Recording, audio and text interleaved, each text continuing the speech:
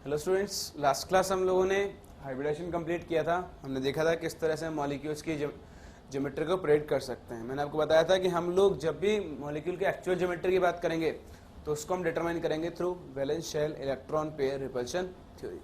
तो आज हम लोग स्टार्ट करने जा रहे हैं RVSEPRT,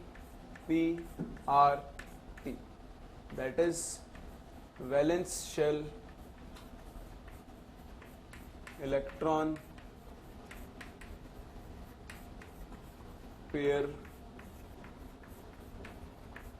रिपल्शन थ्योरी। VSEPRT आपको एक्सप्लेन करती है कि किस तरह से एक मॉलिक्यूल अपनी एक्चुअल शेप को अक्वायर करता है। VSEPRT कुछ पॉइंट्स हैं जो हमें लिखने होंगे। So we can start off following are some main points of this theory. Following are some main points of this theory. The first point, shape of a molecule. We can say shape or geometry of a molecule is determined by the repulsions between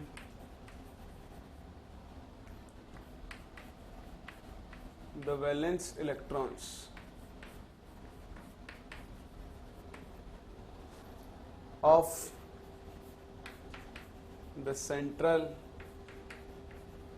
atom. जब भी आप एक molecule की actual shape determine करोगे, that will be determined by repulsions between the valence electrons of the central atom. देखो, किसी भी molecule में जो सेंट्रल एटम होता है, लाइक ऑक्सीजन है, इस सेंट्रल एटम के वैलेंस शेल में दो तरह के इलेक्ट्रॉन्स होते हैं। ये जो इलेक्ट्रॉन्स हैं, ये कैसे इलेक्ट्रॉन्स है? Bonding electrons. इन्हें हम बोलते हैं बॉन्ड पेयर्स। तो वो इलेक्ट्रॉन्स जिनको आपका एटम बॉन्ड बनाने के लिए काम में ले रहा है, उन्हें हम क्या कहते हैं? Bond pairs. और बाकी जो इसके पास फ्री इलेक्ट्रॉन्स बच जाते हैं वैलेंस शेल में, उन्हें हम क्या बोलते हैं? Lone pairs.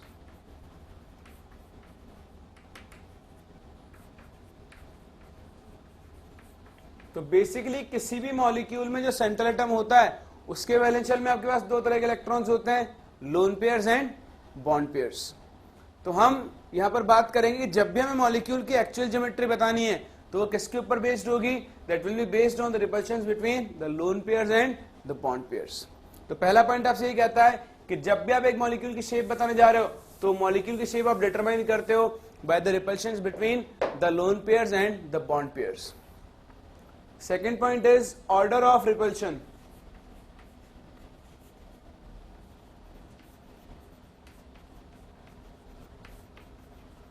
For different pairs.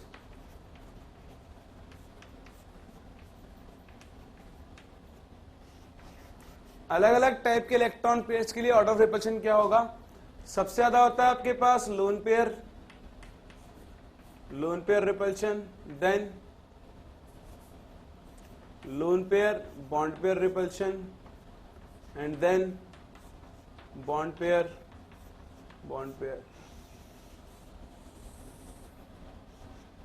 ये आपके पास अलग अलग टाइप के रिपल्शन होते हैं। सबसे ज्यादा लोन पेयर रिपल्शन, फिर loan pair bond pair repulsion, and lastly bond pair repulsion. दो लोन पेयर्स के बीच में जो रिपल्शन होता है वो मैक्सिमम होता है। क्यों? अगेन हम सेम एग्जांपल लेते हैं, जैसे ऑक्सीजन, इसके पास दो इलेक्ट्रॉन पेयर्स हैं और दो बॉन्ड पेयर्स हैं। ये बॉन्ड पेयर्स हमेशा क्या होते हैं? फिक्स्ड होते हैं, ये मूव नहीं कर सकते। ये OH बॉन्ड का बॉन्ड पेयर हमेशा इधर फिक्स्ड होगा, इसका बॉन्ड पेयर हमेशा इधर फिक्स्ड होगा। जबकि lone pairs are free to move as compare to bond pairs. तो ये फ्री होते हैं, जबकि ये क्या होते हैं? बाउंडेड होते हैं, बॉन्डेड होते हैं, तो ये मूव नहीं कर सकते। इसलिए दो बॉन्ड पेयर्स के बीच रिपल्शन क्या होता है? सबसे कम। जबकि दो लोन पेयर्स के बीच रिपल्शन क्या होता है? सबसे ज्यादा, क्योंकि lone pairs are free to move. तो हमें ये ऑर्डर ऑफ रिपल्शन याद रखना होगा। सबसे ज्यादा रिपल्शन किसमें होगा? दो लोन पेयर्स में, फिर एक लोन पेयर बॉन्ड पेयर में, और फिर एक बॉन्ड पेयर बॉन्ड पेयर। ठीक है। तीसरी चीज repulsion increases with increase in number of bonds. जैसे से नंबर ऑफ बॉन्ड्स बढ़ते जाएंगे वैसे से रिपल्शन भी क्या होता जाता है, बढ़ता जाता है. फॉर एग्जांपल अगर हम देखें ट्रिपल बॉन्ड, तो ट्रिपल बॉन्ड में रिपल्शन सबसे ज्यादा होगा क्योंकि इसमें सबसे ज्यादा बॉन्ड्स हैं. Then double bond and then single bond. तो अगर दो ट्रिपल बॉन्ड आसपास है तो उनके बीच में रिपल्शन क्या होगा, maximum as compare to two single bonds. This is the third point. Then fourth point is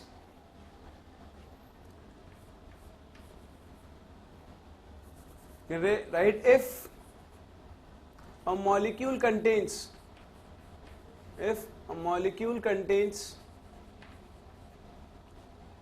bond pairs only, then it will have a regular geometry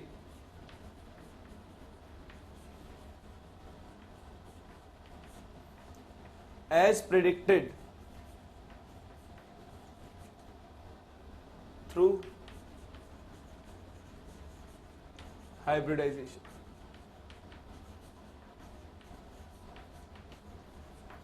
अगर एक मॉलिक्यूल के पास सिर्फ और सिर्फ बॉन्ड पेयर्स हैं, उसके पास कोई भी लोन पेयर नहीं है, तो उस मॉलिक्यूल की ज्योमेट्री वही होगी जो आपने हाइब्रिडाइजेशन से प्रेडिक्ट की है.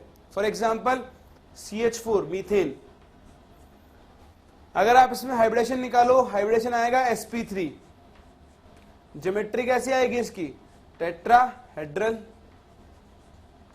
अगर आप कार्बन की बात करो, कार्बन के वैलेंस शेल में 4 इलेक्ट्रॉन्स होते हैं और वो चारों इलेक्ट्रॉन्स हाइड्रोजन के साथ शेयर कर रहा है, यानी इसके पास सिर्फ क्या है, बॉन्ड पेयर्स. इसके पास कोई भी लोन पेयर नहीं है, तो इसकी ज्योमेट्री वही होगी जो आप हाइब्रिडेशन से प्रेडिक्ट करोगे. यानी ऐसा कोई भी मॉलिक्यूल जिसमें सिर्फ और सिर्फ क्या होते हो, बॉन्ड पेयर्स, उसकी ज्योमेट्री वही होगी जो आप हाइब्रिडाइजेशन से बताते हैं. समझ में आता है. देन सेकंड पॉइंट, इसका next point, that is fifth point, which says if molecule contains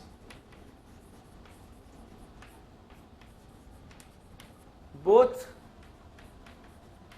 lone pair and bond pair, then its geometry changes. अगर मॉलिक्यूल में बॉन्ड पेयर के साथ साथ क्या है, लोन पेयर, तो फिर उसकी शेप वो नहीं रहेगी जो आपने हाइब्रिडाइजेशन में प्रेडिक्ट की है. फॉर एग्जांपल NH3 में अगर आप हाइब्रिडेशन निकालोगे तो वो आएगा sp3, यानी इसकी शेप कैसी होनी चाहिए, टेट्राहेड्रल. लेकिन इसकी शेप टेट्राहेड्रल नहीं होती है, इसकी शेप तो कैसी होती है, it is pyramidal.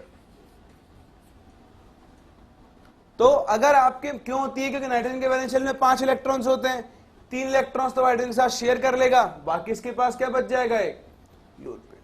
So if a molecule contains lone pairs along with bond pairs, then its actual geometry will change as predicted from hybridisation.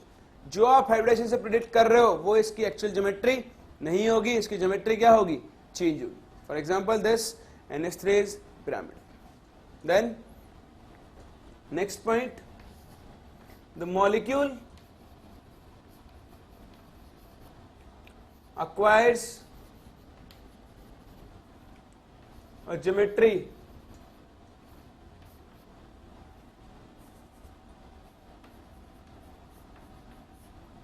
in which the repulsions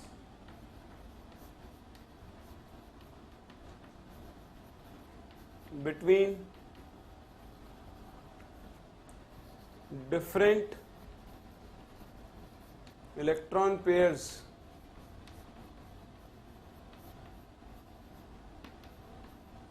is minimum. आपका molecule एक ऐसी geometry acquire करता है जिसमें अलग अलग type के electron pairs होते हैं, like lone pair and bond pair, उनके बीच में रिपल्शन क्या हो, मिनिमम. तो ये कुछ पॉइंट्स हैं जो हम VSEPRT में इंक्लूड करते हैं. पहला, आपके पास जो भी वैलेंस इलेक्ट्रॉन्स होंगे उनके बीच में रिपल्शन होगा। ऑर्डर क्या होगा, lone pair repulsion is maximum, then lone pair bond pair and then bond pair repulsion. Number of bonds बढ़ेंगे तो रिपल्शन भी क्या होगा, इंक्रीज होगा। अगर मॉलिक्यूल में सिर्फ बॉन्ड पेयर है तो जो ज्योमेट्री आपने हाइब्रिड से प्रिडिक्ट की है वही उसकी एक्चुअल ज्योमेट्री होगी, लेकिन अगर मॉलिक्यूल के अंदर लोन पेयर्स हैं तो फिर ज्योमेट्री क्या होगी, चेंज होगी। ज्योमेट्री हम कैसे डिसाइड करेंगे कि आपके पास मॉलिक्यूल एक ऐसी ज्योमेट्री ऑक्यूपाई करेगा जहां पर उसके लोन पेयर्स और बॉन्ड पेयर्स में रिपल्शन क्या होता हो, कम होता हो। देखो जैसे ही आपके पास लोन पेयर्स और बॉन्ड पेयर के साथ साथ एक मॉलिक्यूल के अंदर लोन पेयर्स भी आ जाएंगे तो आपके पास उस मॉलिक्यूल के अंदर जो बॉन्ड एंगल होता है वो भी चेंज होता है। तो हम यहां पर देखेंगे किस तरह से आपका बॉन्ड एंगल चेंज होगा।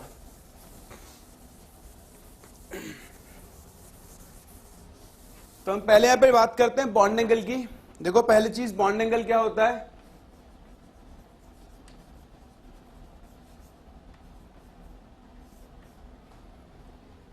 देखो सपोज जैसे आपके पास ये मॉलिक्यूल है CH4 और एक मॉलिक्यूल हम लेते हैं NH3।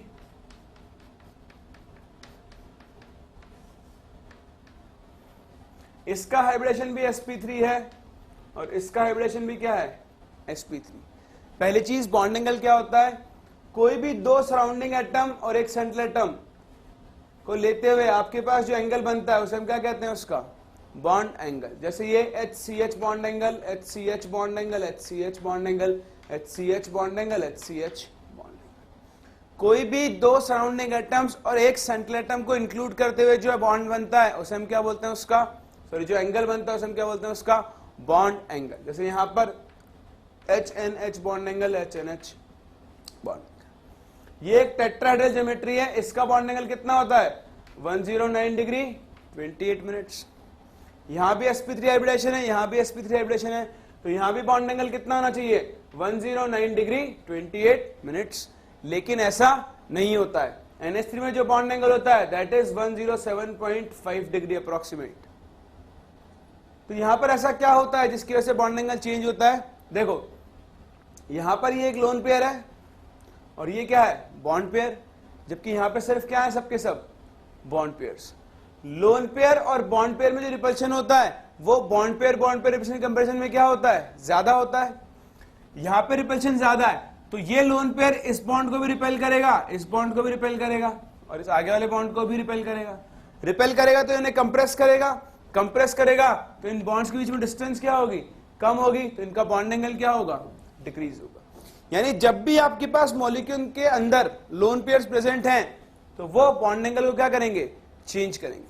हम हमेशा ये नहीं कह सकते कि वो बॉन्ड एंगल को डिक्रीज ही करेंगे, इसलिए हम एक सिंपल सा रिलेशन लिखते हैं कि bond angle is inversely proportional to repulsion and vice versa.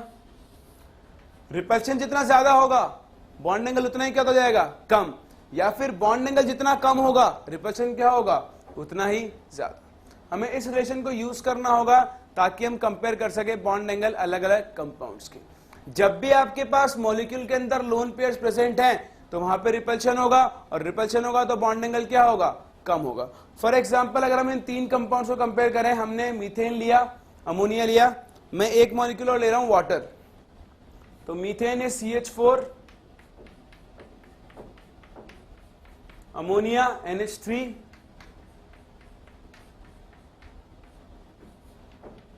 and water HNH with lone pairs। यहां पे बॉन्ड एंगल होता है 109 डिग्री 28 मिनट्स, यहां बॉन्ड एंगल होता है 107.5 डिग्री, जबकि यहां बॉन्ड एंगल होता है 104.5 डिग्री। सबसे कम बॉन्ड एंगल कहां पर है, वाटर में। क्यों, क्योंकि यहां पे दो लोन पेयर्स प्रेजेंट हैं और दो लोन पेयर्स की जो रिपल्शन क्या होता है, maximum.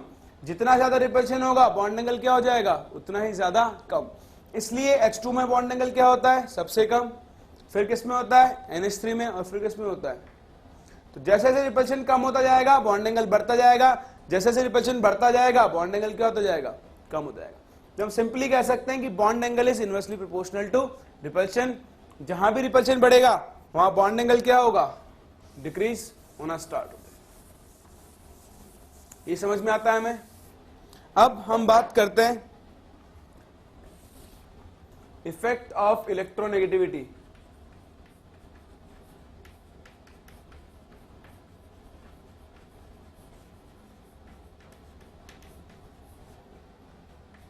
On bond angle.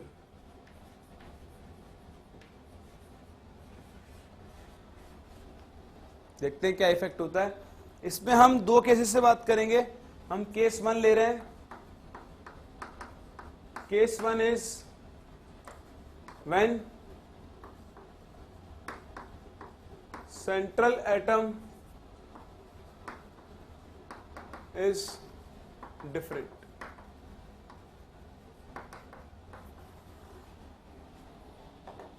For example, NH3,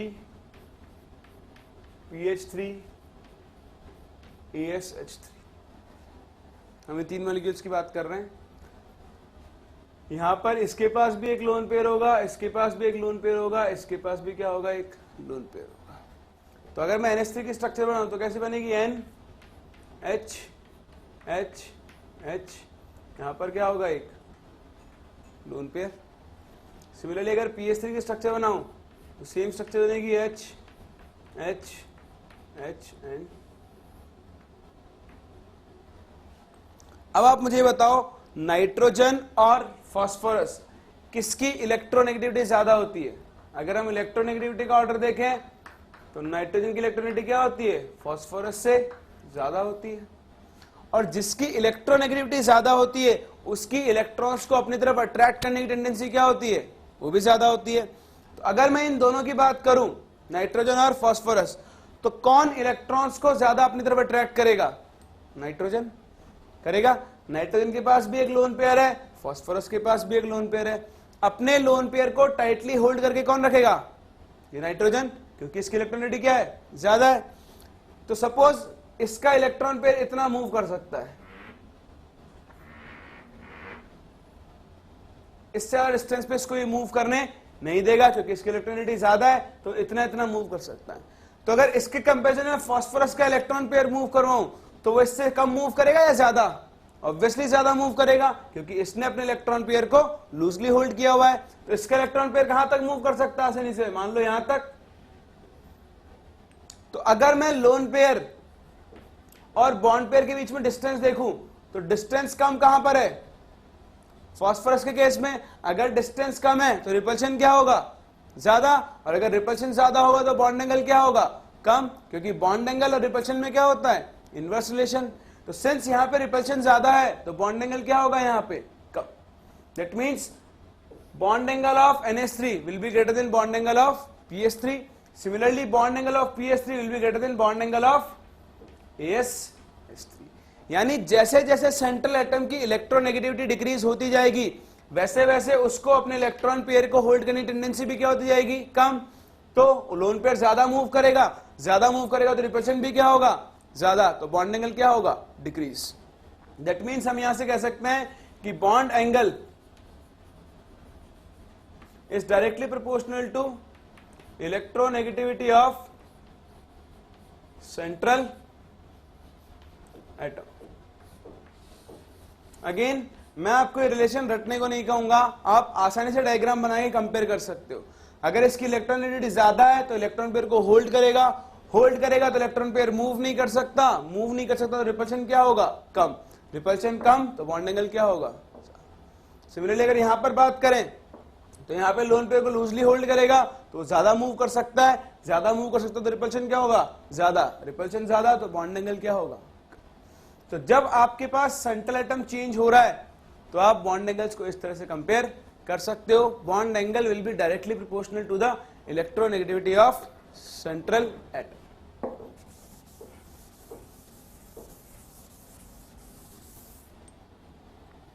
then case 2,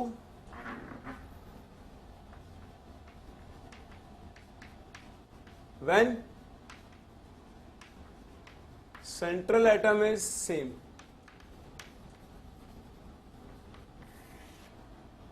For example, this case NH3, or rather than NH3 we can use NF3, NCl3 and NBr3. Again, all have sp3 hybridization. In each compound, nitrogen has one lone pair. So we can draw the structure N, F, F, F, lone pair, N, Cl, Cl, Cl. So out of fluorine and chlorine, which is more electronegative? If we compare electronegativity, fluorine is more electronegative than chlorine. So fluorine will have more tendency to attract electrons. So अगर हम consider करते हैं nitrogen के lone pair को, so this fluorine atom, since it is more electronegative, it will attract the lone pair of this fluorine nitrogen atom towards it. Similarly, this fluorine is also electronegative, so it will also pull the electron towards it. बताओ इन दोनों में से ज्यादा कौन पुल करेगा electrons को? Fluorine. क्यों? क्योंकि इसकी इलेक्ट्रोनेगेटिविटी क्या है? ज्यादा. तो ये इलेक्ट्रॉन पेयर किसके ज्यादा पास में आएगा? फ्लोरीन के. जबकि क्लोरीन के क्या आएगा? कम पास.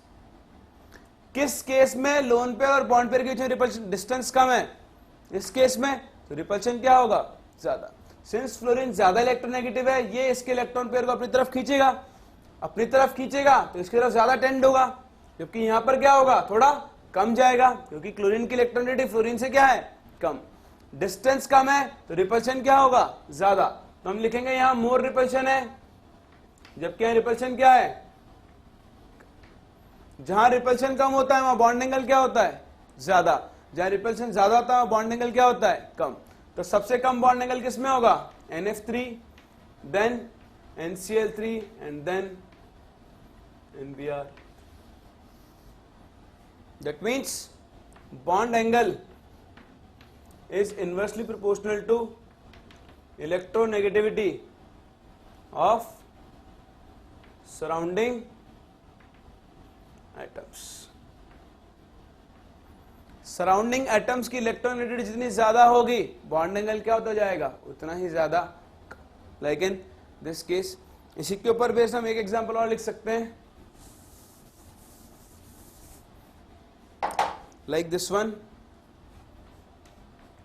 H2O, F2O, Cl2. In each case, central atom is same, oxygen. मुझे बॉन्ड एंगल का ऑर्डर बताना है. बहुत सिंपल है. Oxygen, hydrogen, hydrogen, fluorine, fluorine, chlorine.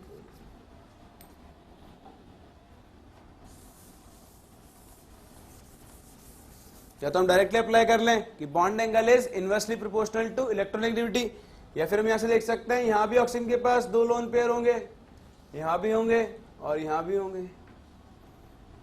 इन लोन पेयर्स को अपनी तरफ कौन सबसे ज्यादा पुल करेगा? फ्लोरीन. क्योंकि फ्लोरीन इज हाईएस्ट इलेक्ट्रोनेगेटिव, तो ये इस इलेक्ट्रॉन को अपनी तरफ पुल करेगा, तो डिस्टेंस क्या होगी? कम. तो रिपल्शन क्या होगा? ज्यादा. तो मोस्ट रिपल्शन कहां प्रोड्यूस होगा? OF2 में. जहां रिपल्शन सबसे ज्यादा होगा वहां बॉन्ड एंगल क्या होगा? सबसे कम. सबसे कम बॉन्ड एंगल होगा OF2 में. फिर Cl, अब ये पुल करेगा, इसके बाद सबसे कम कौन पुल कर पाएगा? हाइड्रोजन. देन OCl2 या Cl2O and then H2.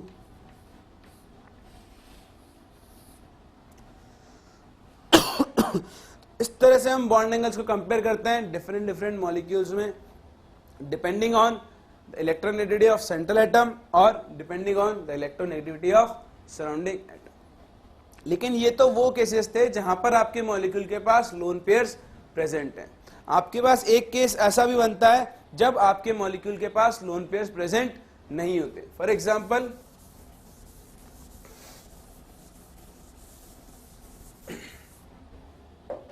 this case third,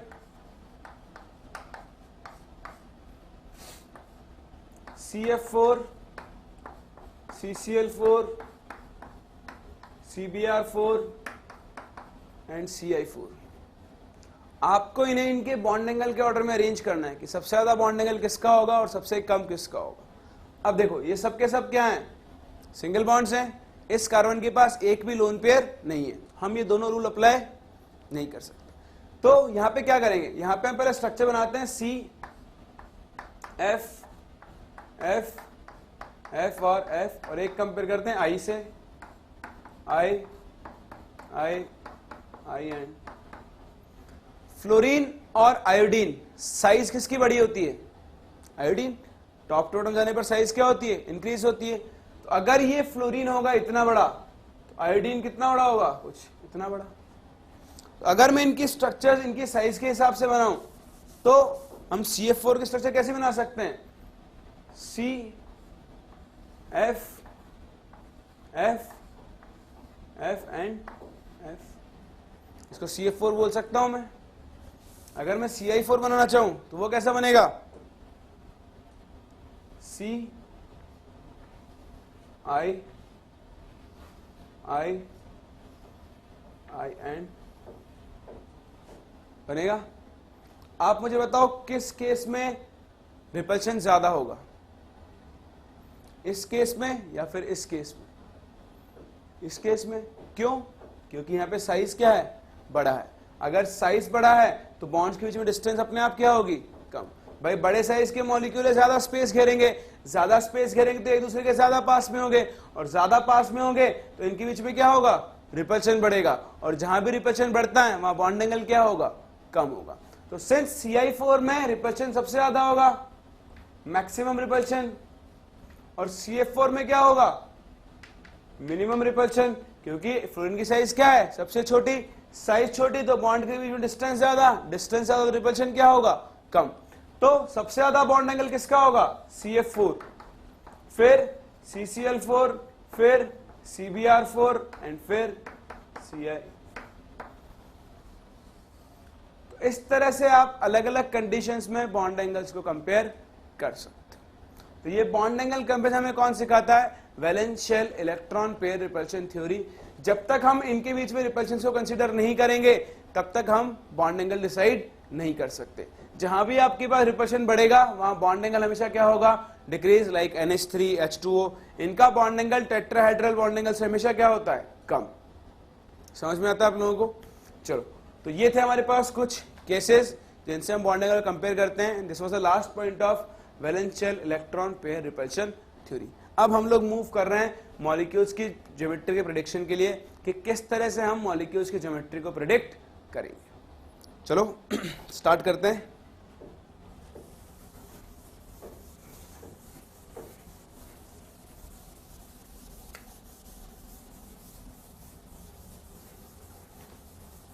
देखो, जब भी आपको किसी मॉलिक्यूल की ज्योमेट्री प्रेडिक्ट करनी है तो आपको कुछ सिंपल से स्टेप्स फॉलो करने हैं। आपको जो भी मॉलिक्यूल दिया हो सबसे पहले उसका हाइब्रिडेशन पता करो।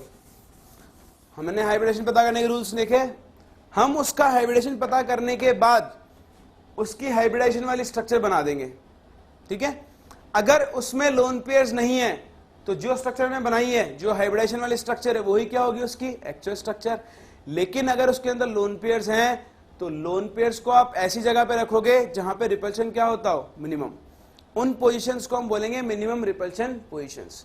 तो हाइब्रिडेशन वाली स्ट्रक्चर बना के हम लोन पेयर्स को रखेंगे मिनिमम रिपल्शन पोजीशंस पे, और फिर लोन पेयर्स को शेप के अंदर काउंट नहीं करेंगे। बाकी जो शेप बच जाएगी उसे हम क्या कह देंगे, उस मॉलिक्यूल की एक्चुअल ज्योमेट्री। आपको समझ में नहीं आएगा मैं क्या क्या बोल गया, तो देखो करते हैं, अपने आप समझ में आएगा। सबसे पहला केस ले रहा हूं मैं, नंबर ऑफ हाइब्रिडाइज्ड ऑर्बिटल्स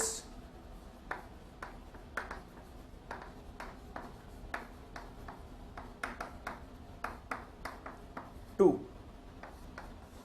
कितना हाइब्रिडाइज्ड ऑर्बिटल ले रहे हैं हम, 2।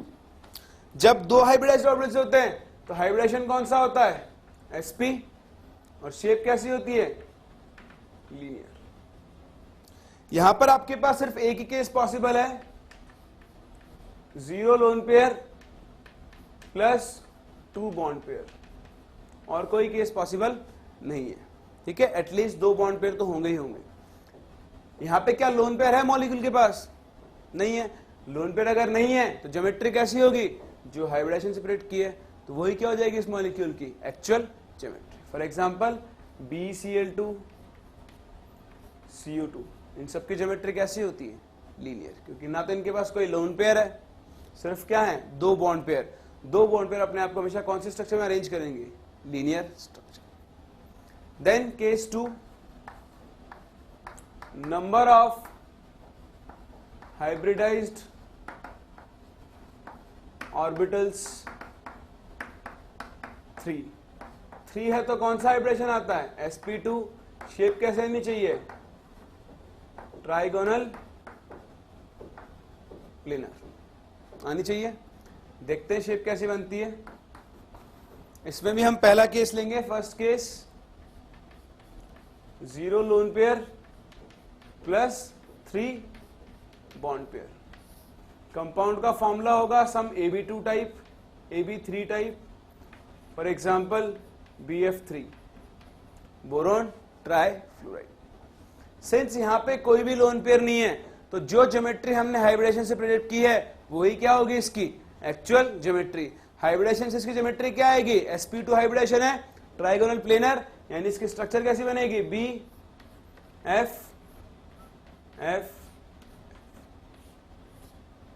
ये हुई आपकी trigonal planar structure of BF3। This was case 1। Case 2, 1 lone pair plus 2 bond pairs. अब मॉलिक्यूल में क्या आ गया? एक लोन पेयर। लोन पेयर आ गया, मतलब जो इसकी हाइब्रिडेशन वाली स्ट्रक्चर है वो इसकी एक्चुअल स्ट्रक्चर नहीं होगी। तो मैं क्या करूंगा? मैं पहले वही स्ट्रक्चर बनाऊंगा। कंपाउंड का फॉर्मूला हो जाएगा सम AB2 type, for example SO2, 2 lone pair होते हैं, 1 लोन पेयर होता है इसके पास, और ओजोन O3। हम वही एक स्ट्रक्चर बनाएंगे ट्राइगोनल वाली, trigonal bipyramidal, sorry trigonal planar. Trigonal planar में तीनों पोजीशंस क्या होती है? सेम, और तीनों ही क्या होती है? Minimum repulsion position. क्यों? क्योंकि बॉन्ड एंगल कितना है? 120 डिग्री। तीनों बॉन्ड एंगल क्या है? सेम। तो कहीं पर भी रख दो, सारी की सारी पोजीशंस क्या है? सेम। तो अगर हम यहां पर लोन पेयर को रख दें, मान लो, तो ये A, ये B और ये, इसको रखने के बाद हम लोन पेयर को शेप के अंदर काउंट नहीं करेंगे। तो जो बाकी शेप बचती है उसे हम क्या बोलेंगे? बेंट और एंगुलर शेप। तो जो आपका SO2 होगा उसकी शेप कैसी होगी? S double bond O, double bond O। Since हम लोन पेयर को शेप में काउंट नहीं करेंगे तो शेप को हम क्या बोलते हैं? बेंट और एंगुलर। समझ में आता है? तो हम क्या करेंगे? हाइब्रिडेशन के थ्रू प्रेडिक्ट ज्योमेट्री लिखेंगे और मिनिमम रिपल्शन पोजीशन पे क्या डाल देंगे? Lone pair. सिंस यहाँ तीनों पोजीशन सेम है, कहीं भी डाल दो। बाकी इस लोन पेयर को शेप में काउंट नहीं करेंगे, जो शेप बचेगी वही क्या होगी? वो मॉलिक्यूल की ओरिजिनल शेप। उसकी शेप कैसी है? बेंट और एंगुलर। समझ में आता है? Then third case, number of hybridised orbitals 4। अगर आपके पास 4 हाइब्रिडाइज्ड ऑर्बिटल्स हैं तो हाइब्रिडेशन कौन सा आना चाहिए? sp3, और शेप कैसी होनी चाहिए? टेट्रा हेट्रा। तो यहां पे हम पहला केस लेते हैं, केस नंबर 1। वही same 0 loan pair plus 4 bond pair. एक भी लोन पेयर नहीं है तो शेप कैसी होगी? सेम जो sp3 हाइब्रिडेशन में आती है।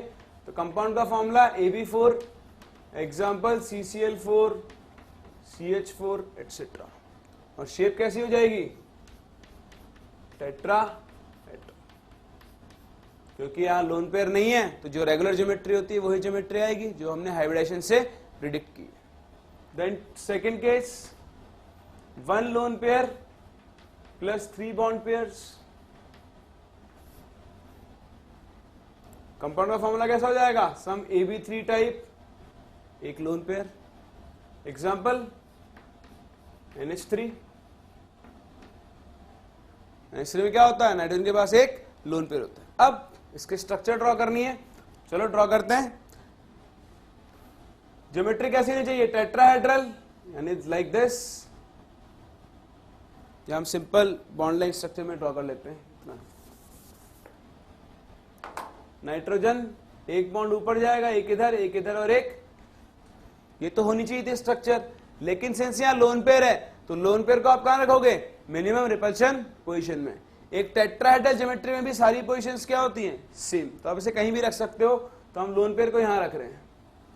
लोन पेयर को यहां रखने के बाद आप इसको शेप के अंदर काउंट, ये लोन पेयर रख दिया, आप इसको शेप के अंदर काउंट नहीं करोगे, तो जो बाकी शेप बची वो कैसी होती है, देखो इनके कॉर्नर्स को ज्वाइन करते हैं, this is like a pyramid, इसलिए एनेस्थेटिक स्ट्रक्चर को हम क्या बोलते हैं, पिरामिडल स्ट्रक्चर। तो NH3 हो गया या PH3 हो गया, इन सब की शेप कैसी होगी, पिरामिडल। समझ में आता है। तो 1 lone pair plus 3 bond pair. Then third case 2 lone pair plus 2 bond pair. Compound का फॉर्मूला कैसा हो जाएगा, AB2 type with 2 lone pairs. Example H2O, oxygen के पास कितने लोन पेयर होते हैं, 2। तो हम फिर से अगर इसके स्ट्रक्चर बनाए तो स्ट्रक्चर कैसे बननी चाहिए, वही सेम टेट्राहेड्रल, ठीक है, लेकिन 2 पोजीशंस पे क्या आएंगे, लोन पेयर। तो किसी भी 2 पोजीशन में लोन पेयर रख दो, एक यहां रख दिया, एक यहां रख दिया। हम लोन पेयर्स को शेप के अंदर काउंट नहीं करेंगे, तो अगर आप इनको शेप से हटा दो तो जो बाकी शेप बचती है वो कैसी होगी, दिस इज अगेन बेंट और वी शेप। इस शेप को हम क्या बोलेंगे, बेंट और V shape. So the shape of water molecule will be like this,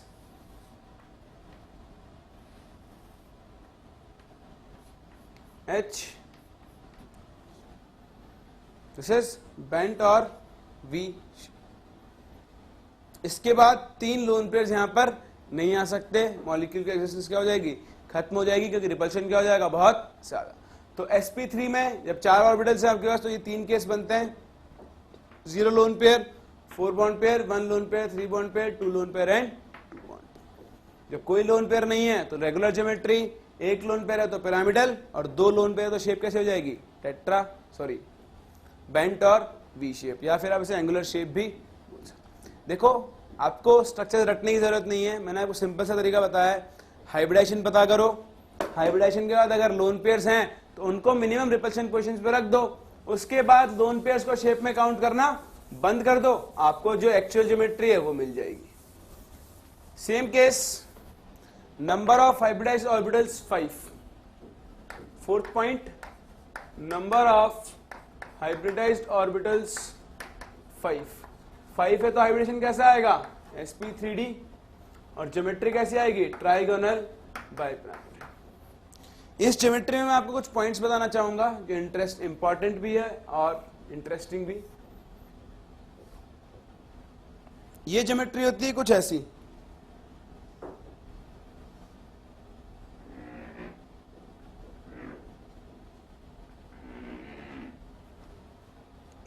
trigonal bipyramidal structure. यहां पे ध्यान देना एक बहुत इंपॉर्टेंट चीज है, ये जो 3 व्हाइट लाइंस दिख रहे हैं जो एक प्लेन के अंदर है, इनको हम बोलते हैं इक्वेटोरियल पोजीशंस।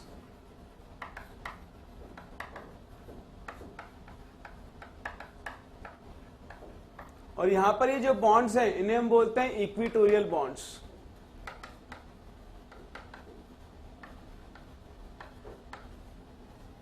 ठीक है, और ये जो पोजीशंस होती हैं, these are minimum repulsion positions.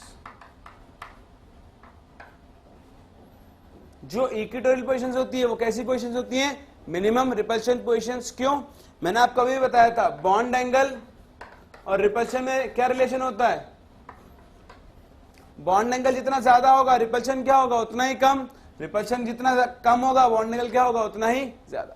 तो यहां पर अगर आप इस पोजीशन इस पोजीशन के बीच में बॉन्ड एंगल देखो तो वो कितना है, 120 डिग्री। यहां भी इन दोनों बीच में 120, इन दोनों बीच में भी 120।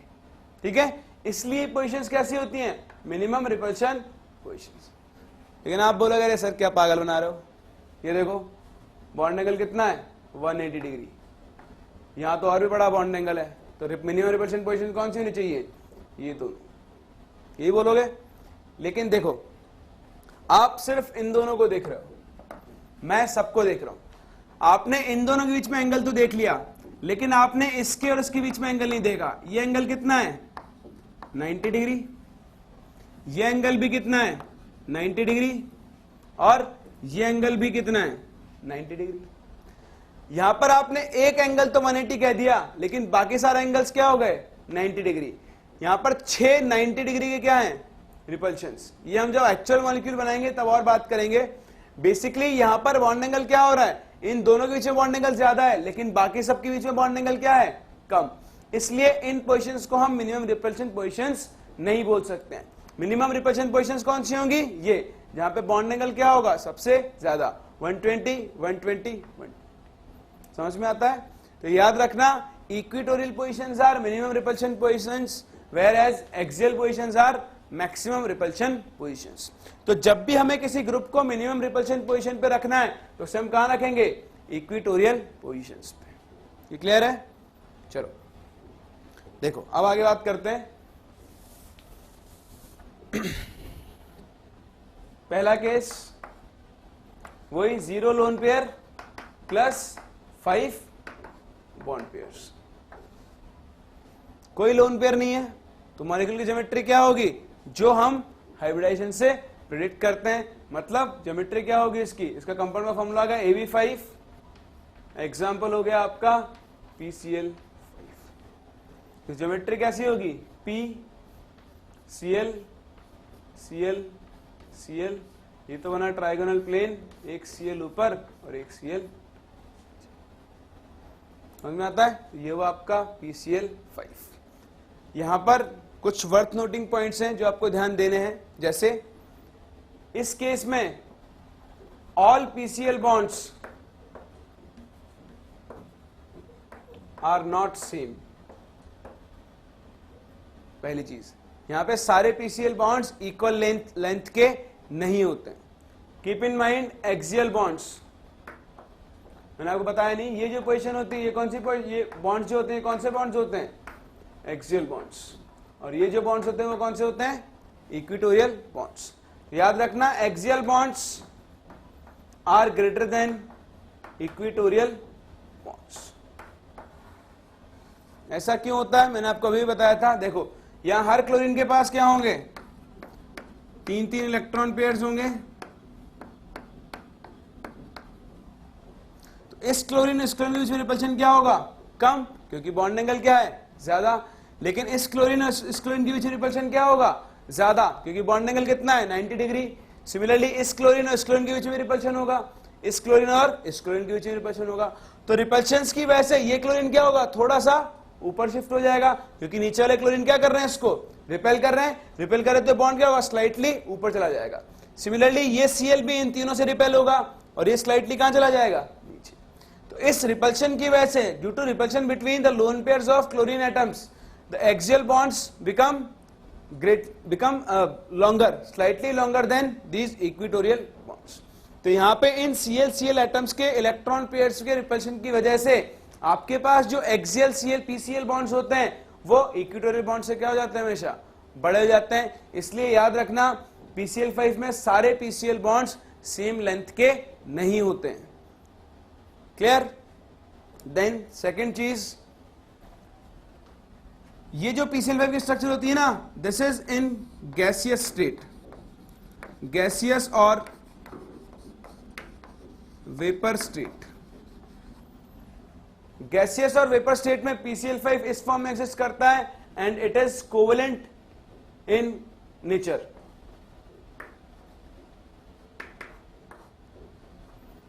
गैसियस स्टेट और वेपर स्टेट में PCl5 का नेचर कैसा होता है? कोवेलेंट। लेकिन अगर आप बात करो सॉलिड स्टेट, तो सॉलिड स्टेट में PCl5 एग्जिस्ट करता है एज एन आयनिक सॉलिड, जिसका फॉर्मूला होता है ये PCl4 plus and PCl6 minus. Solid state में आपका PCl5 किस फॉर्म में एग्जिस्ट करता है? PCl4 प्लस और PCl6 माइनस। गैसियस स्टेट में PCl5 कोवेलेंट होता है, जबकि सॉलिड स्टेट में PCl5 कैसा होता है, आयनिक होता है। इसमें ये जो कैटायन है इसका हाइब्रिडेशन है स्टेट है sp3 और इसका हाइब्रिडेशन स्टेट है sp3d2, यानी ये होता है आपके पास टेट्राहेड्रल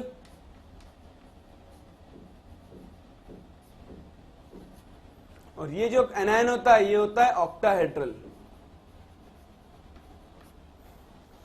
याद रखना in solid state PCl5 exist as PCl4 plus and PCl6 minus with a tetrahedral cation and an octahedral anion. Similar to PCl5 आपके पास PBr5 भी सेम बिहेवियर शो करता है। PBr5 गैसियस स्टेट में तो क्या होता है, कोवलेंट, लेकिन सॉलिड स्टेट में PBr5 एग्जिस्ट करता है ऐसे PBr4 plus and Br minus. तो PCl5 और PBr5 दोनों सॉलिड स्टेट में कैसे होते हैं, आयनिक। PCl5 इस फॉर्म में एग्जिस्ट करता है जबकि PBr5 इस फॉर्म में एग्जिस्ट करता है। तो ये एक्स्ट्रा इंफॉर्मेशन है जो आपको याद रखनी होगी, आपके काम में आएगी। दिस इज इंपॉर्टेंट, ये आपसे पूछ सकते हैं। नाउ तो ये था पहला केस जब आपके पास 0 लोन पेयर्स हैं और 1 बॉन्ड पेयर है। Case 2 1 lone pair plus 4 bond pair. Compound का फॉर्मूला हो जाए कुछ AB4 type with 1 lone pair, example is SF4। तो हम क्या करेंगे, हमें स्ट्रक्चर पता करनी है। तो हाइब्रिडेशन क्या है, sp3d। sp3d के लिए शेप क्या होती है, ट्राइगोनल बाइपिरामिडल होती है। तो ये S हो गया मेरा, बाकी पोजीशंस पे F आएगा। लेकिन अब मेरे पास क्या है, एक लोन पेयर। लोन पेयर को मैं कहां रखूंगा, मिनिमम रिपल्शन पोजीशन पे। तो ये तीनों पोजीशन सेम है, कहीं भी रख दो, मैंने इसको यहां रख दिया, बाकी जगह क्या आ जाएगा, F। लोन पेयर को रखने के बाद मैं उसे शेप में काउंट नहीं करूंगा, तो ये मेरे पास इसकी फाइनल शेप होगी। ये शेप देखने में कुछ भी समझ में नहीं आ रही है तो मैं इसको थोड़ा घुमाता हूं, मैं इसको ऐसा बनाता हूं, S F F F and अगर मैं इस शेप को 90 डिग्री से रोटेट कर दूं एंटी क्लॉकवाइज तो ये ऐसी बन जाएगी। और यहां पर ऊपर क्या होगा, एक लोन पेयर। हम लोन पेयर को शेप में काउंट नहीं करते हैं, तो देखो शेप में काउंट ना करो, बाकी बाद में क्या बचा, एक जना इधर बैठो, एक जना इधर बैठो और ऊपर नीचे। क्या बोलते थे इसको, सीसॉ। इसलिए इसकी शेप कैसी हो गई है, सीसॉ ज्योमेट्री। समझ में आता है। तो हाइब्रिडेशन के स्ट्रक्चर बनाएंगे, लोन पेयर को मिनिमम पोजीशन पे रखेंगे और मॉलिक्यूल की ज्योमेट्री को बता देंगे, सिंपल। जैसे केस थर्ड, मॉलिक्यूल के पास 2 लोन पेयर्स हो और 3 क्या हो, बॉन्ड पेयर्स हो। कंपाउंड का फॉर्मूला कैसा हो जाएगा, AB3 with 2 lone pairs, for example ClF3। ठीक है। अगेन मैंने तो एक ही चीज सीखी है कि भाई sp3d की शेप कैसी होगी, ट्राइगोनल बाइपिरामिडल। अब आप क्या करोगे, आप मिनिमम रिपल्शन पोजीशंस पे दोनों लोन पेयर को रख दो, तो ये तो आपका हो गया Cl बीच में, 2 लोन पेयर रख दो मिनिमम रिपल्शन पोजीशन पे, बाकी जगह क्या आ जाएगा, F। हम लोन पेयर को शेप में काउंट नहीं करते, तो बाकी जो शेप बची कैसी हो गई है, T। ये T बन रहा है, इसलिए इसे क्या बोलते हैं, T।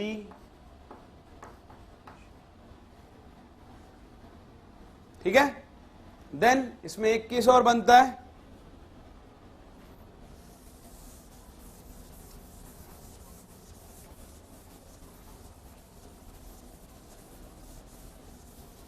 the case is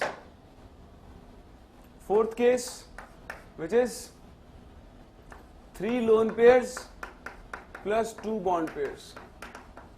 इस केस में कंपाउंड का फॉर्मूला जाएगा कुछ इस टाइप का, AB2 with A having 3 lone pairs, example is I3 minus। अगर आप I को देखो तो I के वैलेंस शेल में 7 इलेक्ट्रॉन्स होते हैं और एक नेगेटिव चार्ज की वजह से 8 इलेक्ट्रॉन्स आ गए। 8 में से 2 इलेक्ट्रॉन्स उसने 2 आई एटम्स के साथ शेयर कर लिए, तो इसके पास कितने इलेक्ट्रॉन्स बचे? 6 का मतलब 3 लोन पेयर्स। हाइब्रिडाइजेशन अब भी sp3d आएगा, तो मैं शेप अगर बनाऊं तो शेप कैसी आएगी इसकी? तीनों लोन पेयर्स को आप मिनिमम रिपल्शन पोजीशंस पे रखोगे, बाकी सब कहां पर आ जाएंगे? रखने के बाद आप लोन पेयर्स को शेप के अंदर काउंट नहीं करते हो, तो ये शेप बची, ये शेप क्या होगी? This will be linear geometry. समझ में आता है? तो इस तरह से हम हाइब्रिड वीएससी पैटर्न के थ्रू किसी मॉलिक्यूल की ज्योमेट्री को प्रेडिक्ट कर सकते हैं। बोलो डाउट? नहीं?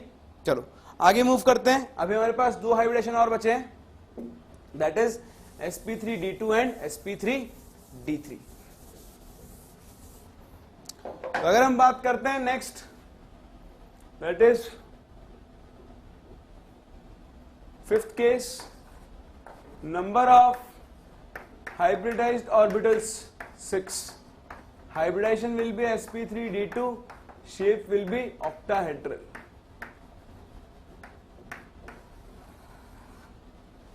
ठीक है? ऑक्टाहेड्रल शेप कैसी होती है?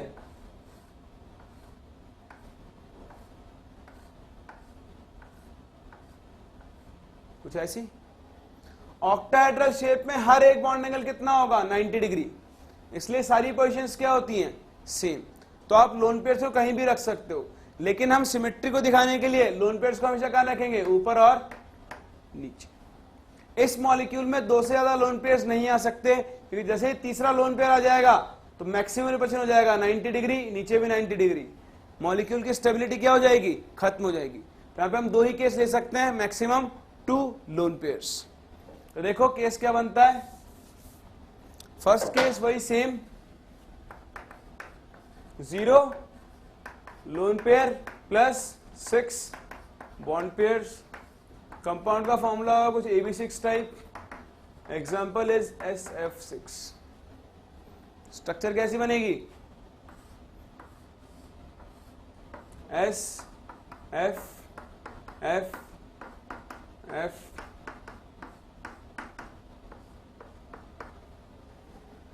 क्योंकि यहां पर कोई भी लोन पेयर नहीं है, तो जो ज्योमेट्री हाइब्रिडेशन से आती है वही क्या होगी? इसकी actual geometry. Then case 2, second case, 1 lone pair plus 5 bond pairs. Compound का फॉर्मूला क्या हो जाएगा? Some AB5 with 1 lone pair. For example BrF5। Bromine के इनिशियल में कितने एटम्स होते हैं? 7। फ्लोरीन के साथ कितने शेयर करेगा? 5। तो एक क्या बच गया उसके पास? Lone pair.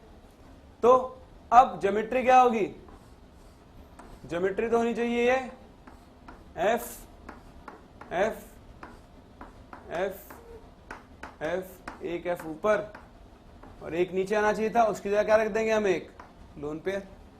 फिर हम लोन पेयर को शेप में काउंट नहीं करेंगे, तो जो बाकी स्ट्रक्चर बचेगी वो क्या हो जाएगी? देखो ये एक पिरामिडल स्ट्रक्चर बन रही है, अगर आप इसे कॉर्नर्स को ज्वाइन करो,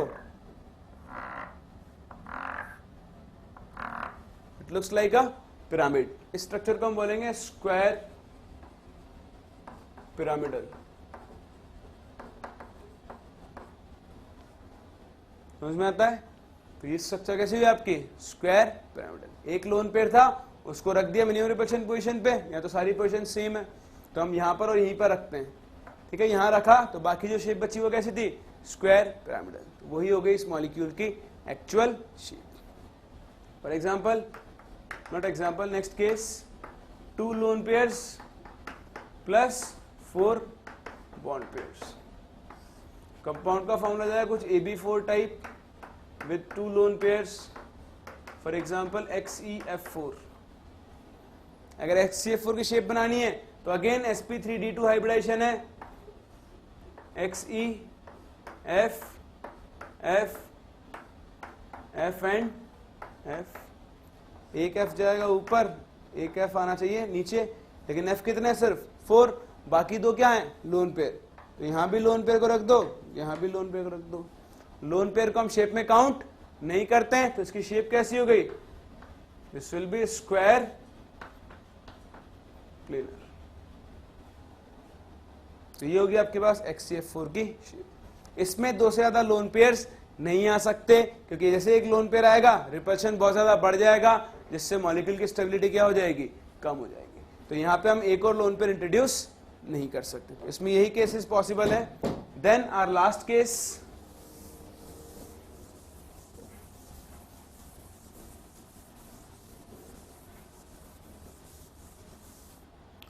last case is number of hybridized orbitals 7. Hybridization will be sp3d3 and shape will be pentagonal bipyramidal. इसका भी पहला case same, 0 loan pair plus 1 bond pair. Compound का फॉर्मूला कुछ AB7 type, example is IF7 and shape will be a pentagonal pyramidal structure. ये I होगा F F F F, एक F ऊपर और एक F, ठीक है। लेकिन इसका दूसरा केस बहुत इंपॉर्टेंट है और आपको ध्यान में भी रखना होगा, याद रखना, 1 lone pair plus 6 bond pairs.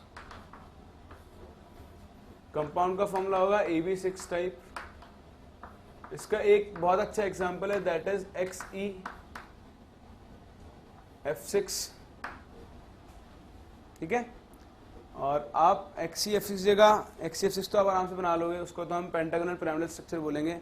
मैं आपको एक दूसरा एग्जांपल देता हूं इसका, which is more important, not इसका नहीं, इसका तो XeF6 है, ये ले लो आप XeF6। तो इसकी स्ट्रक्चर कैसी बनेगी? आपके पास एक लोन पेयर है, 6 इलेक्ट्रॉन शेयर कर लिए, तो स्ट्रक्चर तो वही आएगी, पेंटागोनल बाइपिरामिडल Xe, एक F ऊपर और नीचे क्या आ जाएगा? एक लोन पेयर। बाकी सब पोजीशन पे क्या आएगा? F। यहाँ पे हम लोन पेयर को इधर नहीं रख सकते, क्योंकि यहाँ बॉन्ड एंगल कितना होता है? सिर्फ 72 डिग्री। तो बॉन्ड एंगल बहुत कम है, तो रिपल्शन क्या हो जाएगा? बहुत ज्यादा। इसलिए यहां पर रखेंगे या फिर यहां पर रखेंगे। तो जब यहां रखेंगे आपके पास, तो शेप कैसी बन गई? ये हो जाएगी आपके पास पेंटागोनल पिरामिडल स्ट्रक्चर, या फिर आप इसे डिस्टॉर्टेड ऑक्टाहेड्रल भी बोलो, ठीक है। लेकिन इसी शेप में आपके पास एक और इंपॉर्टेंट शेप होती है, दैट इज XeOF6। अगर आप XeOF6 देखो तो जिनॉन के पास 8 इलेक्ट्रॉन्स होते हैं, 6 इलेक्ट्रॉन्स के साथ शेयर करेगा और 2 इलेक्ट्रॉन्स ऑक्सीजन के साथ शेयर करेगा। तो ऑक्सीजन के साथ ही एक डबल बॉन्ड बनाता है। तो जब इसके स्ट्रक्चर बनाते हैं तो XeF F F F, एक F ऊपर आता है, एक F, और ये जो पेंटागोनल पिरामिडल के यहाँ पे एक डबल बॉन्ड बनना चाहिए था ऑक्सीजन के बीच में। तो यहाँ पे देखो, जैसे आप डबल बॉन्ड बनाओगे तो इस डबल बॉन्ड और इस सिंगल बॉन्ड में क्या होगा? रिपल्शन। क्योंकि मैंने आपको बताया था जैसे नंबर ऑफ बॉन्ड्स बढ़ते हैं वैसे वैसे रिपल्शन क्या होगा? बढ़ेगा। ट्रिपल बॉन्ड में रिपल्शन सबसे ज्यादा होगा, जबकि डबल बॉन्ड में क्या होगा? उससे थोड़ा कम। तो जैसे ही डबल बॉन्ड बना, इस डबल बॉन्ड और सिंगल बॉन्ड के बीच में क्या होगा? रिपल्शन। इस रिपल्शन को मिनिमाइज करने के लिए ये डबल बॉन्ड थोड़ा सा ऐसे ऊपर शिफ्ट हो जाता है। तो जब ये ऊपर शिफ्ट होता है तो कुछ ऐसे बनता है, Xe डबल बॉन्ड O। तो ये जो XeO बॉन्ड है, अगर आप इन कॉर्नर्स को ज्वाइन करो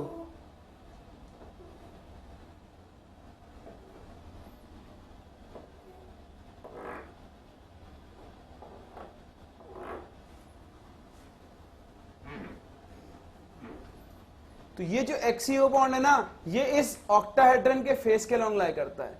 this O atom lies on the face of the octahedron.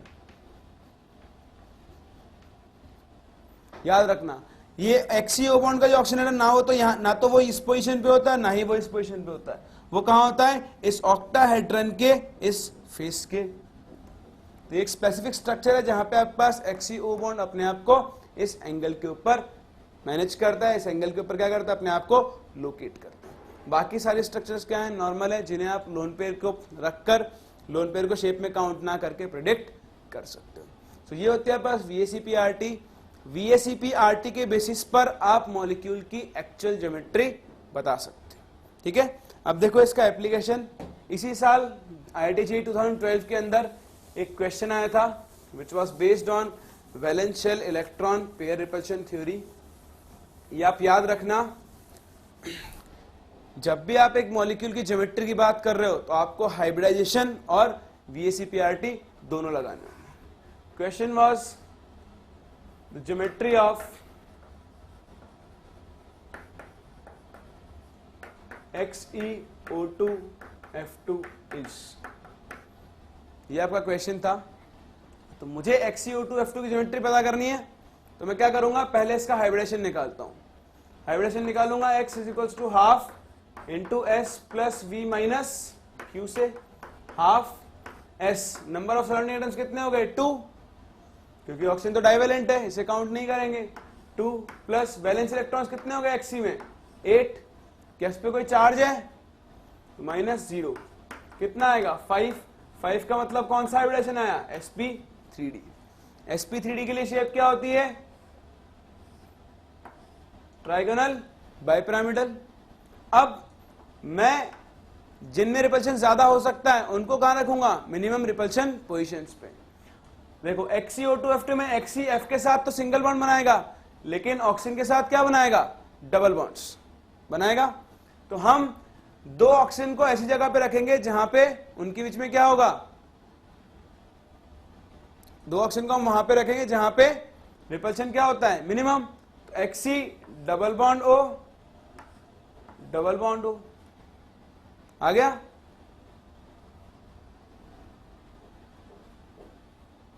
Eight plus 2 5, 1 2 3 4 5 XeO2F2।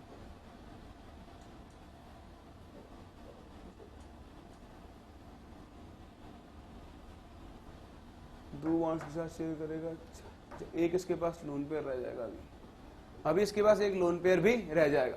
देखो XeO2F2 है ना, तो Xe 2F के साथ तो सिंगल बॉन्ड बनाएगा, 8 इलेक्ट्रॉन्स होते हैं, 2 ऑक्सीजन के साथ शेयर करेगा, कितना हुआ 1 2 3 4 5 6। अभी एक क्या रह जाएगा इसके पास, लोन पेयर। तो 2 ऑक्सीजन को रखोगे मिनिमम रिपल्शन पोजीशन पे और लोन पेयर को भी कहां रखोगे, मिनिमम रिपल्शन पोजीशन पे, और बाकी दोनों जगह क्या आएंगे, F एटम्स आएंगे। लोन पेयर को हम शेप में काउंट नहीं करते, तो बाकी जो शेप बची ये क्या हो गई, सीसॉ ज्योमेट्री। तो इसका आंसर क्या था, सीसॉ। ये आपका क्वेश्चन था, मल्टीपल चॉइस क्वेश्चन था पेपर 1 में, आप आराम से कर सकते थे। तो इस तरह से आप जब भी किसी मॉलिक्यूल की ज्योमेट्री पता करोगे तो आप उसके लिए क्या अप्लाई करोगे, पहले हाइब्रिडाइजेशन और फिर VACP-RT के थ्रू आप अगर उसमें लोन पेयर्स हैं तो लोन पेयर्स को वहां रखोगे जहां पे रिपल्शन क्या होता है, मिनिमम। तो आपके लिए छोटा सा होमवर्क, आपको कुछ मॉलिक्यूल्स की ज्योमेट्री पता करनी है जिनको हम फिर नेक्स्ट क्लास डिस्कस कर सकते हैं। Molecules are ClO3 minus, ClO4 minus, XeO3, XeOF4, XeF2, IF5,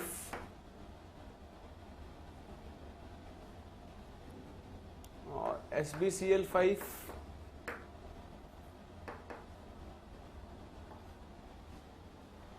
चलो यही मॉलिक्यूल्स बहुत हैं। एक बार आप लोग इनकी ज्योमेट्री प्रेडिक्ट करो VACP-RT के थ्रू, बाकी क्वेश्चंस आपको आपके असाइनमेंट्स में मिलेंगे। तो ये आपकी VACP-RT 3 और हाइब्रिडेशन, यहाँ पे आपकी वैलेंस बॉन्ड थ्योरी खत्म होती है, जो एक्सप्लेन करते हैं किस तरह से आपके पास मॉलिक्यूल्स फॉर्म होते होंगे और किस तरह से हम उनकी स्ट्रक्चर्स को प्रेडिक्ट करते हैं।